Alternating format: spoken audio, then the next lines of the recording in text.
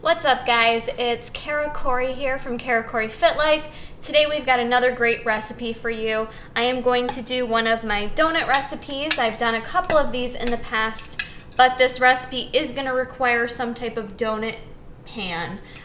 This was very cheap. I think I got this for like 10 bucks. I can't remember, at Bed Bath & Beyond, I believe. You can order them off Amazon. Real easy. You should grab yourself one because this is a game changer for those of you that love donuts. For me, they are my absolute favorite go-to if I want like a cheap food or, not worry about my diet. But you can very easily make a healthier version of protein donuts. So first thing you're going to want to do is preheat your oven at 350 degrees, and then we're going to spray our donut pan. And today what I'm going to be cooking is a chocolate lover's protein donut. So not a huge fan of this coconut oil spray. Not sure how you guys feel about it, but I'm kind of disappointed in it. Kind of sucks. So I would not recommend that so much. But we're going to set our pan aside. And to get started in my bowl, the first thing we're going to use for these donuts, I am going to choose to use the MTS Cookies and Cream Whey. You guys could sub out another chocolatey flavor if you'd like, but I think this is going to really give it that like delicious kind of like cookie cake type flavor. So, man, I normally try to find my scoop before we start the video, but I'm going to go diving for it right now. It's down in there. Try not to make a mess here. We're going to use one full scoop. Don't be scared to heap that baby just a little if you need to. It's not going to hurt anything. So 1 full scoop of cookies and cream. I'll set that aside. Hands are a little whey protein-ish. For flour, I'm just going to use the coconut flour. I prefer this. A lot of people ask why I use coconut flour versus another flour. Coconut flour to me bakes exceptionally well. It helps kind of fluff things up. And it also just naturally has a nice sweet flavor because all it truly is ground up coconut. So I'm actually going to weigh this, and I'm going to use 10 grams of it. Ends up being about a tablespoon, but I do like to weigh it just to be safe. You don't want to go too overboard on it. Okay, 11 grams. Oh, 10 grams. Perfect, on the money. All right, so 10 grams of our coconut flour. And if you want, you can certainly sub in a different type of flour. They'll still turn out good if you want to use like a coconut, if you want to use like a whole wheat flour, oat flour, anything like that, you can certainly sub that in. Okay, next, to make it extra chocolatey, I am going to use some unsweetened baking cocoa. I really prefer the dark, so if you have the dark unsweetened, use that, but this is all I actually have right now. So we're going to do 25 grams of our baking cocoa. It's going to end up being like probably 2.5 tablespoons or so. Again, more is not better when it comes to the cocoa because it really does kind of give it a little bit of a bitter flavor. So you don't want to go overboard. Close enough. Close enough. Okay.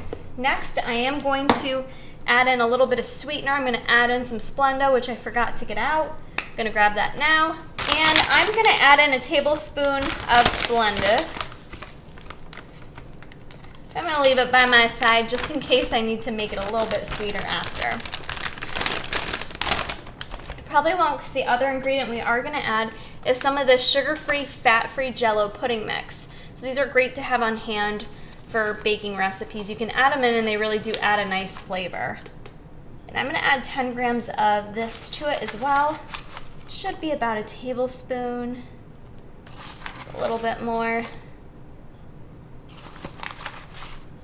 a little bit more, and just a little bit more. Okay. Good. All right.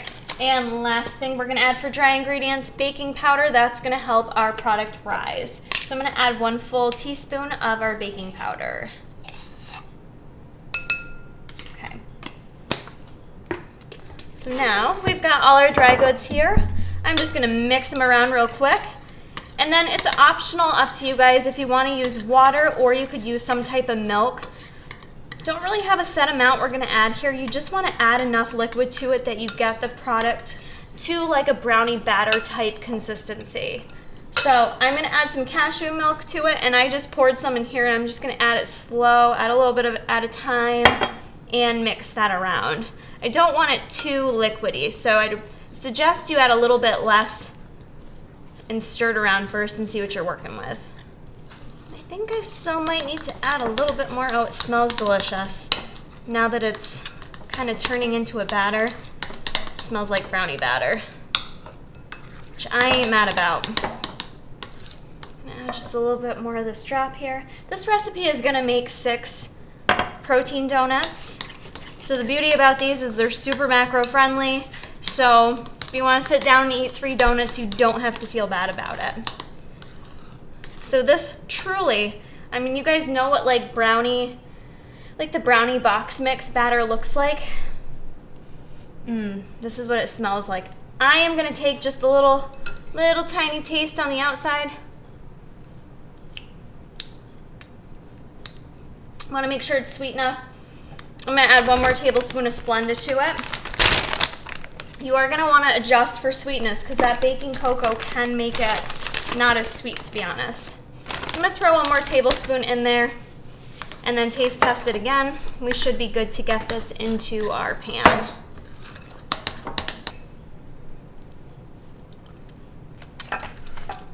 Perfect. Seriously tastes like brownie batter mix out of that box mix. So take your pan. We're just gonna go ahead and simply add our batter. You want it like halfway full. The only thing about the donut pan, it is a little bit of a bitch to evenly spread this. So I'm not gonna make you guys painfully watch this, but I'm gonna go ahead and get the batter spread into each of my 6 little donut slots here.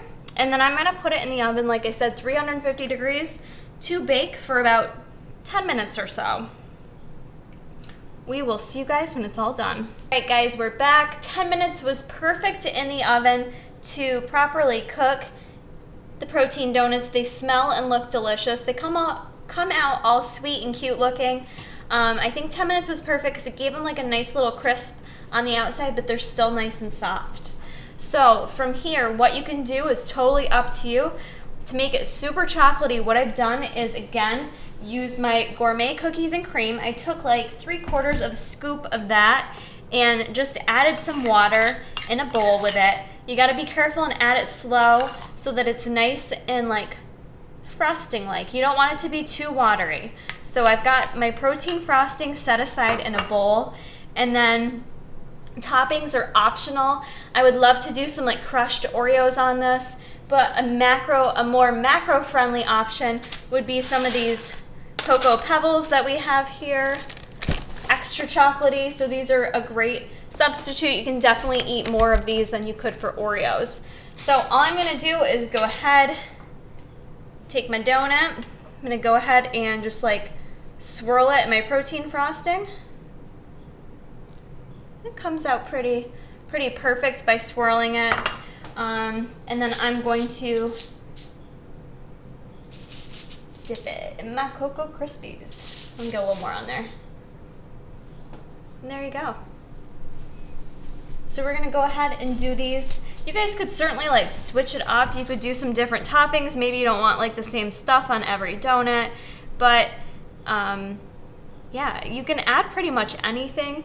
You don't need like a lot for a topping to kind of add like a nice texture to it, another flavor, and not make it that much higher in macro. So those are just options for you. This is a very simple recipe. Most of these ingredients you should have on hand. They're pretty staple in my household.